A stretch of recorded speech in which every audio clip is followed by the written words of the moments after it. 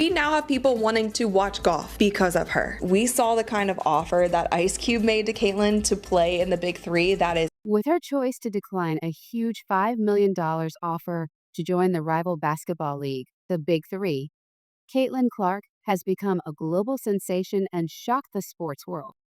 Many would have found it difficult to turn down the Big Three's offer, which would have paid her $5 million for a 3-month tenure. Ever the visionary, Clark, however, did not focus solely on the financial aspect. She decided to stick with the WNBA and defend its future instead.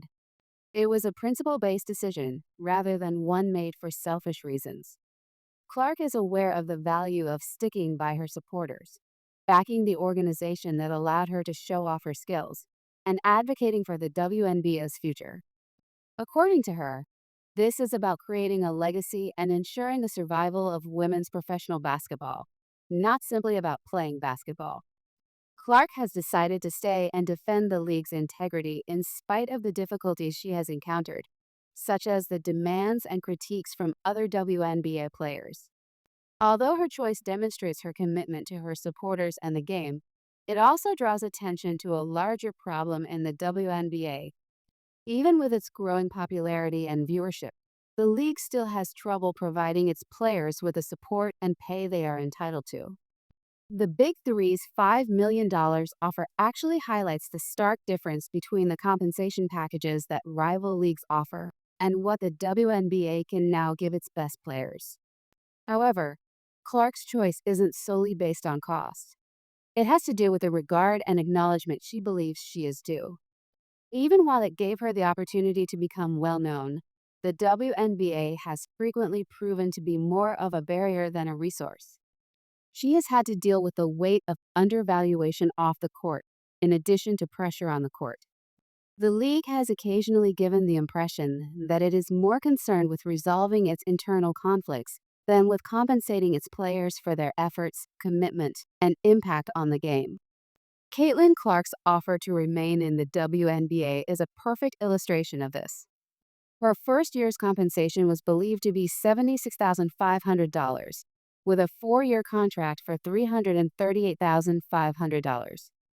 This figure is offensive for a player like Clark, who has contributed to record breaking TV ratings, merchandise sales, and even game attendance.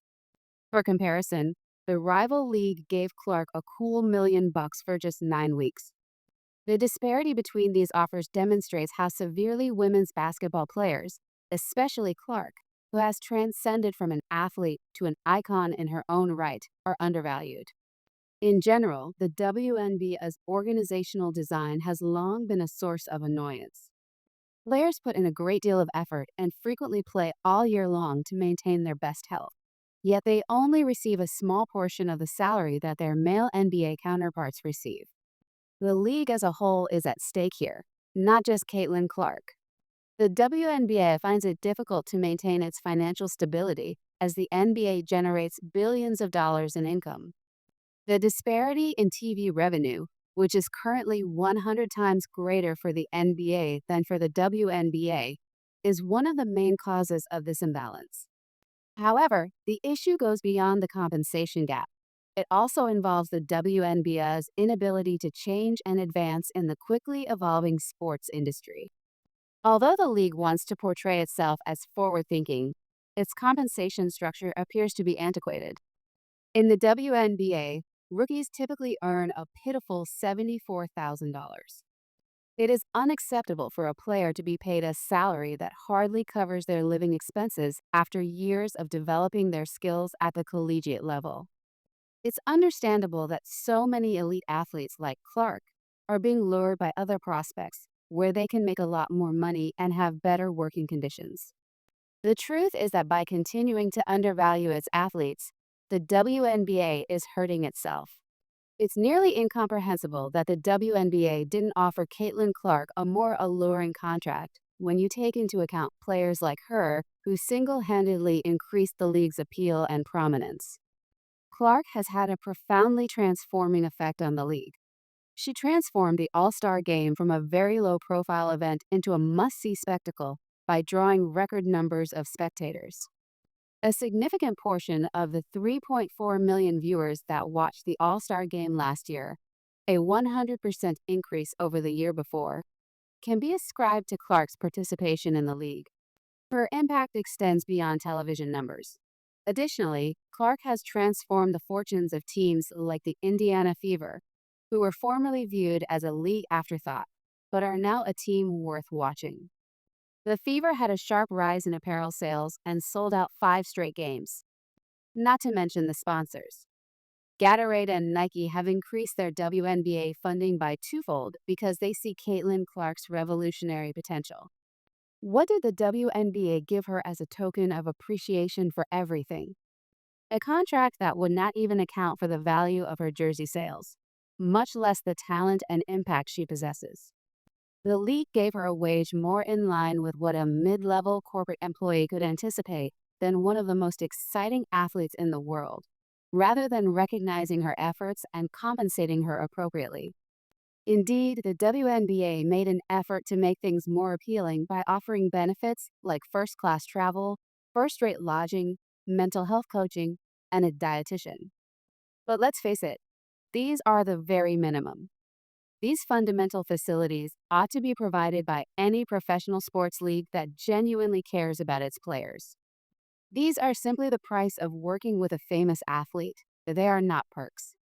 The offer from the opposing league, on the other hand, was extremely alluring. For a shorter season, more money, and the chance to play in a league that was co-founded by WNBA royalty, they offered the bait of a 7-figure deal. However, astute and realistic athlete Caitlin Clark wasn't going to be duped by the gaudy claims. She recognized the trick. The rival league wanted her because she is a walking celebrity, not because she is an exceptional player, even if she is. She was essential to their league's legitimacy. They had no intention of using Caitlin Clark as a promotional weapon for their short-lived success. She had no intention of simply stealing the money. Her long-term objectives and influencing the direction of women's basketball were her main priorities. Caitlin's choice was a statement rather than merely a rejection of the offer from the opposing league. "You need to come correct if you want to keep me," was the message sent to the WNBA, the sports industry, and all female athletes who have ever been underappreciated. It was a statement that women's athletics should be treated with more than symbolic gestures and lip service, challenging the existing quo. The WNBA and other leagues will need to treat its players with respect and genuinely care about their futures if they hope to keep elite players like Clark. However, Caitlin Clark's impact is felt everywhere, not just on the court. Her social media influence is enormous. Her TikTok highlights have amassed tens of millions of views, and a single tweet about her has received millions of likes. She is a cultural phenomenon in addition to being a basketball star. Her appeal isn't limited to basketball fanatics. She's attracting viewers from all walks of life, even those who may not have previously thought about watching women's basketball. The Caitlin Clark effect is this. It is undeniable and real. Her impact extends beyond her personal achievements. Because of their connection to Clark, teammates like Kelsey Mitchell have seen their social media following soar and their sponsorship deals grow. She is elevating the league as a whole and bringing women's basketball to a new level of relevance. What else would demonstrate her worth if that didn't? By including provisions in contracts specifically for her, sponsors like Nike are essentially going above and beyond to ensure her satisfaction. Although it's unprecedented, Caitlin Clark is changing the economics of women's sports, which is why it's happening. Despite receiving a hefty offer abroad, Clark's decision to remain in the WNBA is more than just a personal one. It's a rallying cry for the whole sports community. She is demonstrating to leagues, sponsors, and supporters that women's basketball is a significant force in the international sports market and is no longer a marginal sport. Leagues like the WNBA will need to start treating its players with the decency they merit if they hope to be relevant. They will lose them, along with any hope of a promising future, if they don't.